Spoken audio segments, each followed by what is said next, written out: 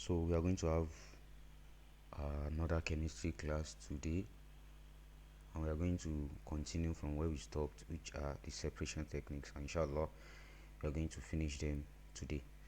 So for more on separation techniques, we are going to be talking about the sieving process. Now the sieving process is something we all have known before.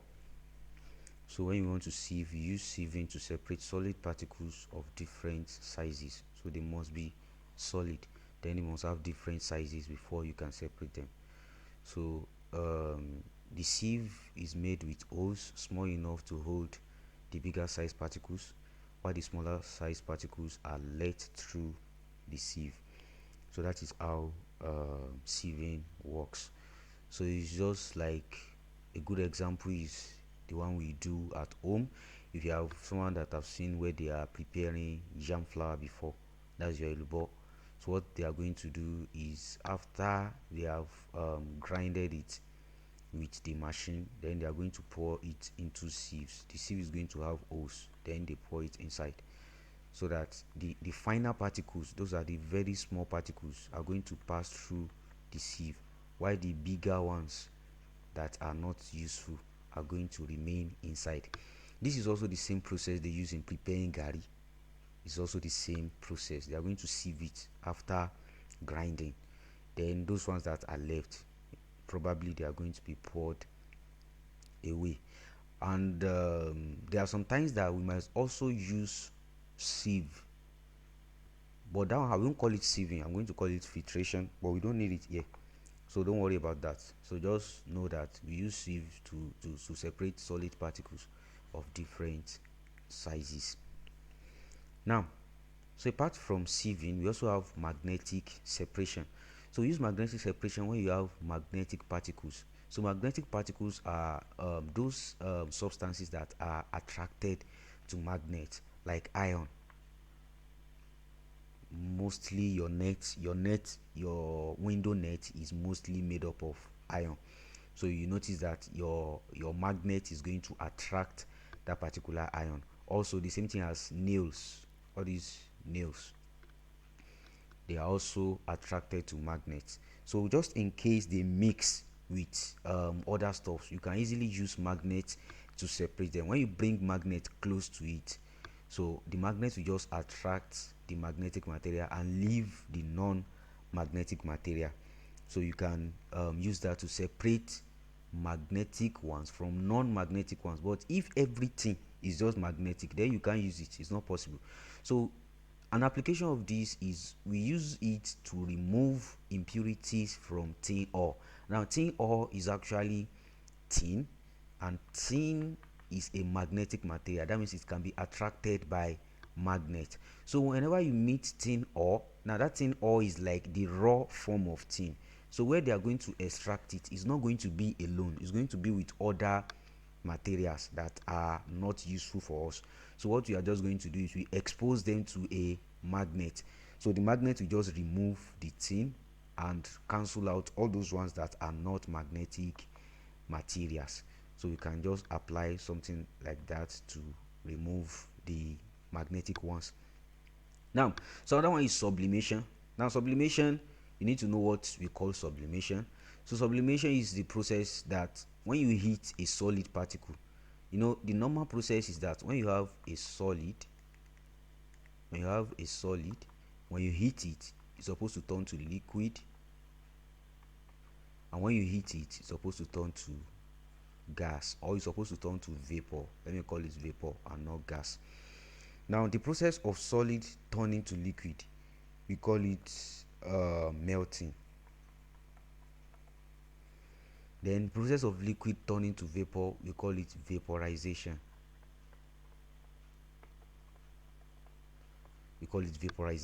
Now there are some solids that when you heat them, a good example of those ones that follow this process is ice. When you heat ice, which is a solid, it's going to turn to water, which is a liquid. And when you heat water, which is a liquid, it's going to turn to steam, which is what? A vapor. Now there are some substances, there are some solids that when you heat them, instead of them to turn to liquid then turn to gas, they are not going to do that. what they are going to do is they are going to turn from solid to vapor directly. So they are going to jump over this particular phase and just become vapor directly. Now that process is what you call sublimation. We said when solid changes to liquid, it is melting. When liquid changes to vapor, it is vaporization. But when a solid changes directly to gas, we call it sublimation. So we can apply this process as a separation technique also. So good examples of solids that undergo this process are iodine and ammonium chloride. Don't forget that we have mentioned ammonium chloride before when we were talking of salts that are not stable to heat. We said that all chlorine salts are stable to heat except ammonium chloride. So they are still now mentioning that ammonium chloride here again for us, that ammonium chloride is what is a solid that sublimes, that does not change to liquid when you heat it. So what you are just going to do is that the ammonium chloride, when it mixes with any other substance, that is stable, and you want to separate that substance from the ammonium chloride, is very easy for you to do that. What you are just going to do is to heat the mixture and do what, and get your ammonium chloride, because the ammonium chloride is going to sublime. So let's say you have something of this nature and you just heat the mixture, so the ammonium chloride will just turn to gas. So when it turns to gas, you can now collect that gas, which is going to be ammonium chloride gas, and it's going to go back to being the solid form. So you can do that for ammonium chloride, and you can also do that for iodine. So that is what you call sublimation, and that's how we can use sublimation to separate particles. Now look at this, decantation. Now decantation is one that I think it is very common in our homes. So decantation is used to separate mixture of insoluble solid from a liquid. So whenever you have a solid and you mix it with a liquid and they do not dissolve, then you can decant. Now a good example of decantation is when you want to take garri. You are going to pour water into the garri, but the garri will not dissolve in water, it will just get soaked. Then you can, if you don't want the water together with the garri again, what do? You just pour the water away, and the garri is going to be left at the bottom of the container. So that's how we do decantation. Now, so they said because the solid does not dissolve, the two layers are going to be formed. So the upper layer, so you are going to have something of this nature. Then we have another, let's say this is the water on top. So this is going to be our garri, and this is going to be our water. So since we don't want the water with the garri again, we can just pour the water away and be left with garri. Then, but don't forget that the garri will still contain some amount of water. Then we can just dry it. So we can just dry it to get back our garri. Now note something, they said the liquid above can then be poured into another container. So that pouring of the liquid into another container is what you call decantation. So decantation is when you pour something away from something, but it must follow this case before you can fully call it decantation. So it must be a mixture of insoluble solid with a liquid, so that when the solid settles on the bottom, you pour the liquid on top away. Now this method is not accurate. Why did they say it's not accurate? Don't forget that when you poured the water away from the garri is still wet. That means it still contains some amount of water. So that's why they are telling us that it is not an accurate method. Now another one that we need to know is filtration. So filtration, we also use it to separate insoluble solid from liquid. So it works exactly like decantation. We use it for the same process as decantation, but they told us that decantation is not accurate, but filtration is very accurate. It is more accurate than decantation. Now a good example of where you use filtration is when you want to prepare ogi. They use filtration, because what they are going to have is, after they have grounded it with the machine, then they are going to pour it inside, there is going to be a kind of cloth like material like this. Then they are going to pour it inside, then they will squeeze it so that the water can come out.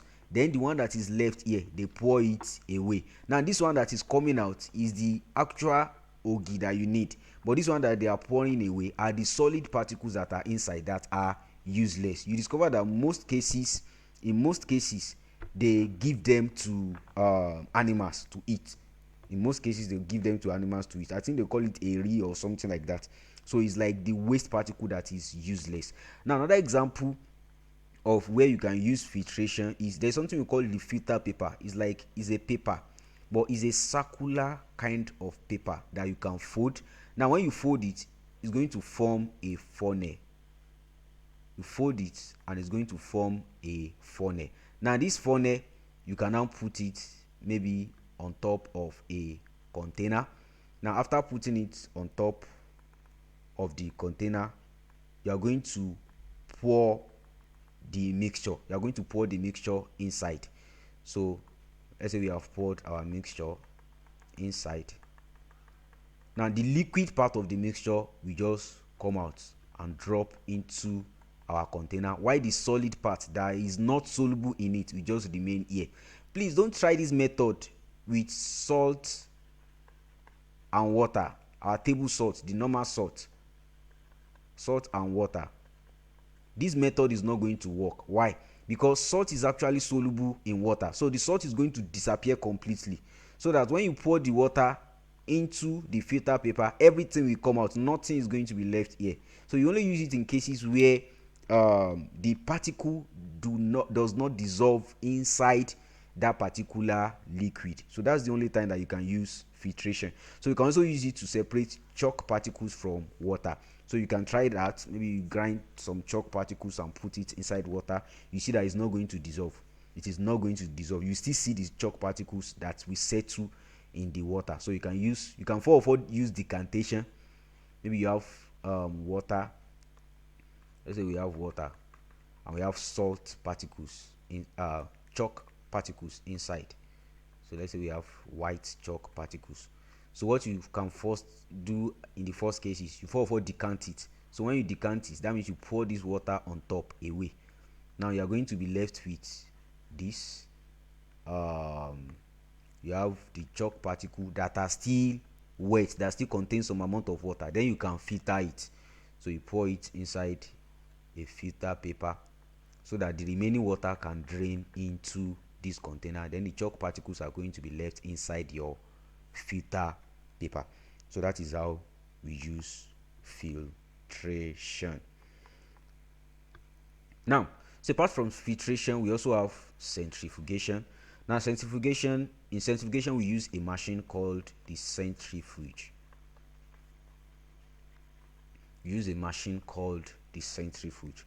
Now what the centrifuge does is to spin. It spins around.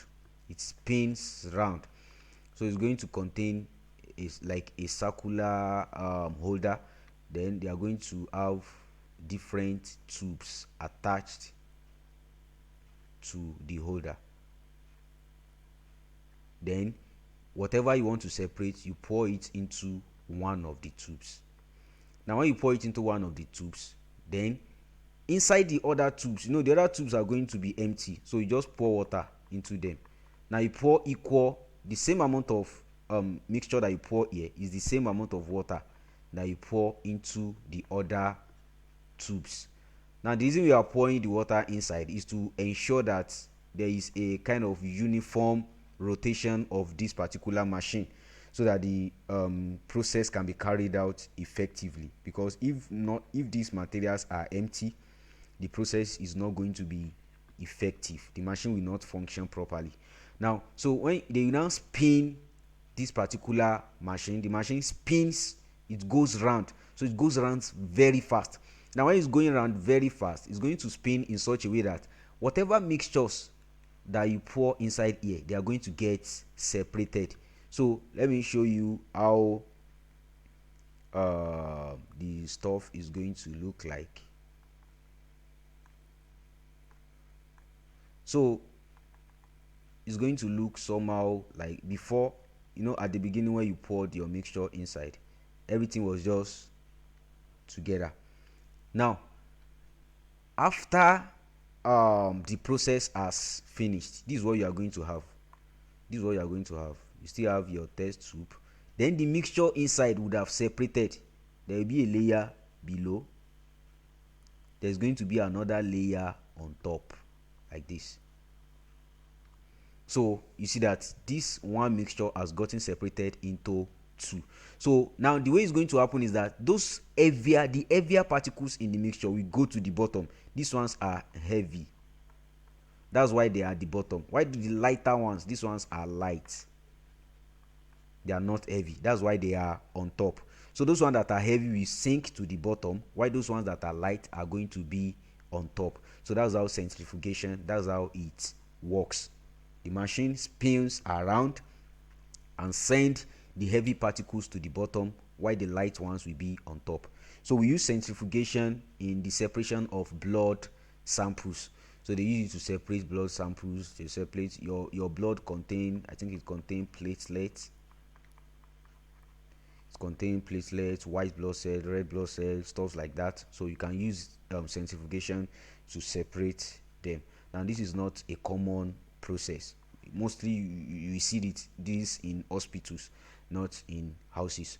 So the water is used to balance the samples placed in the centrifuge. So do not forget that. Now the last one is flotation. So we use flotation to separate solid particles based on their densities. So now flotation is something that is very common that we notice. You notice sometimes when you want to cook, when you want to prepare your beans, there are two ways that you can prepare your beans, that you can remove the dirt from your beans. You can use hand picking. Now I forgot to mention that hand picking is also a separation technique, that you just pick out those particles that you don't need, the dirt particles that are inside the beans. You can hand pick them. So that's hand picking. But hand picking is a very stressful process because you have to pick everything and all the stones. It's very stressful, but it's very effective because you can easily see the particles and remove them. So you can use hand picking too. So hand picking is also a separation technique. But there are some people that they try to behave very smart, and maybe because they do not have time, what they will just do is they are going to take the beans. The beans is going to be inside the container, and all those dirt particles are also there with it. So those dirt particles are there. Now what they will just do is they just pour water inside. They will fill this container with water. Now by the time they fill it with water, what do you think is going to happen? What's going to happen is that those dirt particles, because they are very light, that means they are not heavy, they will just go up. They are going to float. So they float.